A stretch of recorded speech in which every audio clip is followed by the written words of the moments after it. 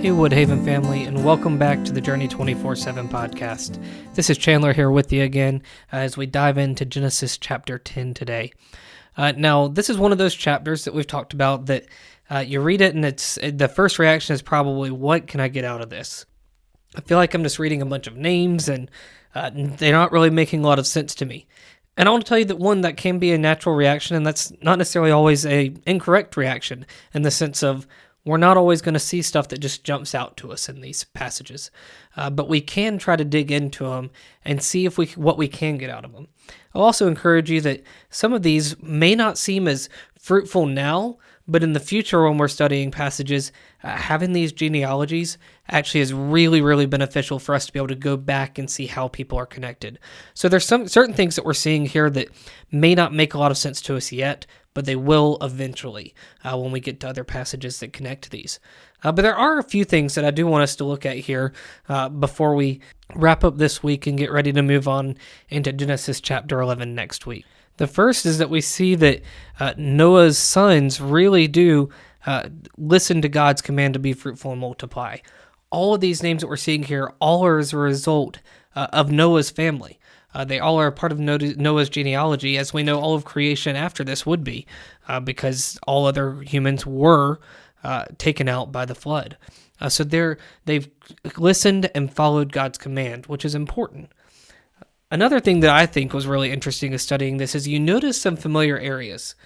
We see in chapter 10, verse 19, we see a mention of Sodom and Gomorrah.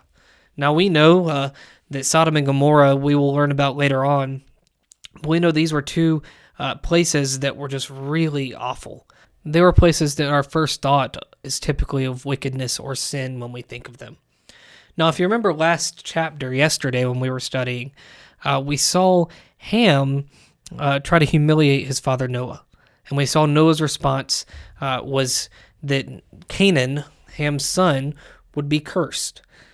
Well, it was Canaan's offspring that were here in Sodom and Gomorrah.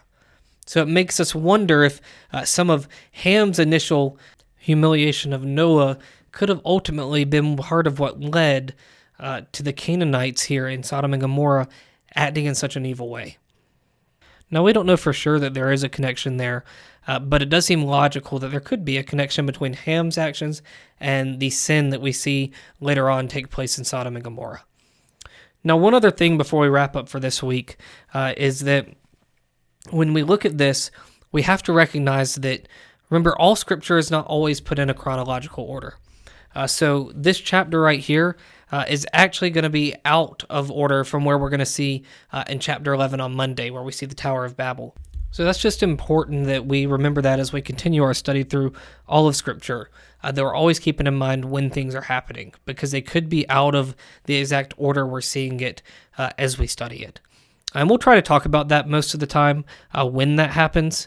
I can't promise that we always will, because we have a lot of things to cover some days in our reading, but we typically will try to make some reminders, especially if it's a really impactful reason that it's out of place.